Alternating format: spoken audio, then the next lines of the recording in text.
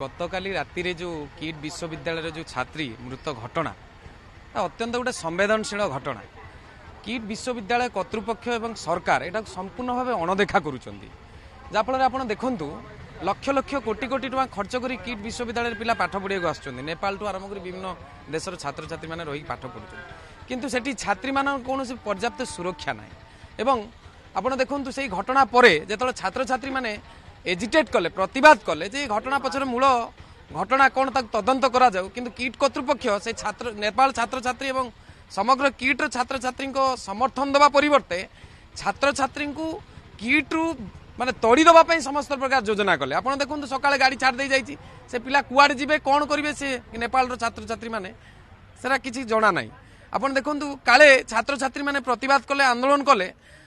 kit विश्वविद्यालय एवं ये जो डीम टू भी गोटे विशाल कॉर्पोरेट विश्वविद्यालय पछर जो कला कारनामा चली आज सेटा काले धरा पड़ एवं सरकार काले लोकलोचन को आसीजे से कथाटा को चापिबा सरकार एवं किट कर्तृपक्ष षड्यंत्र पूर्वक छात्र छात्री मान तड़ी देवा उद्यम कर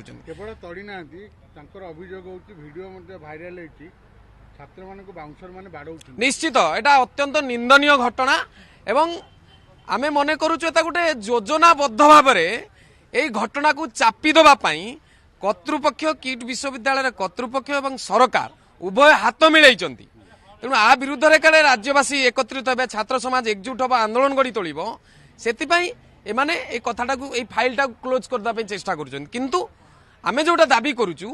जे छात्री मृत्यु घटना पछर जोटा मूल कारण हो पारे आमे मने करूछु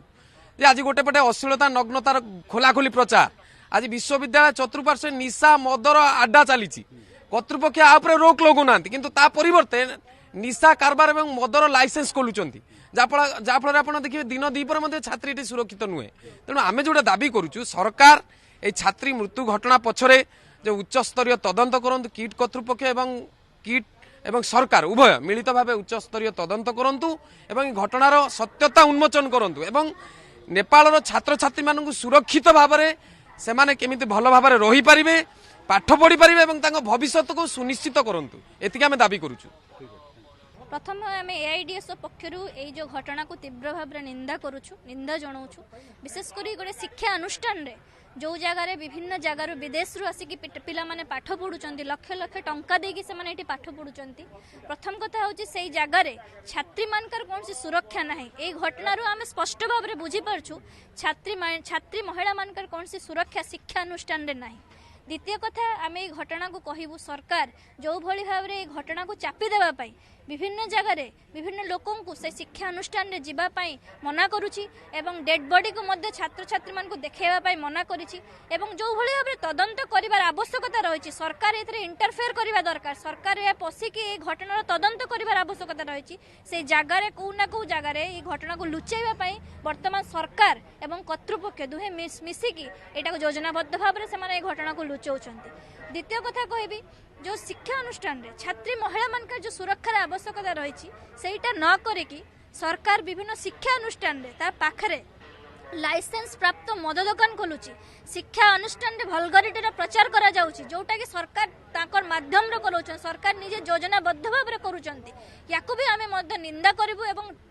तीव्र भाव में विरोध करुचु कि शिक्षा अनुष्ठान में गोटे शैक्षिक वातावरण तैयारी हेबा दरकार छात्री महिला मान सुरक्षार आवश्यकता रही बाहर पिला माने आसी पाठ पढ़ुचंती तार प्रभाव सारा विश्व रे यार प्रभाव पड़ुची जो जगह नेपाली छात्र छात्री मान को बाहर कर दिया जायछि तांको जो सुरक्षा देबार आवश्यकता रही से सुरक्षा वर्तमान नाही से मान को निश्चित भाव में ओडिसा निंदित होउची विशेष कर छात्र छात्री माने जो मान को आनी के छाड़ी दिया जायछि से मान कोन से सुरक्षा नै से मान के खाइबा पीबार कोन से बंदोबस्त नै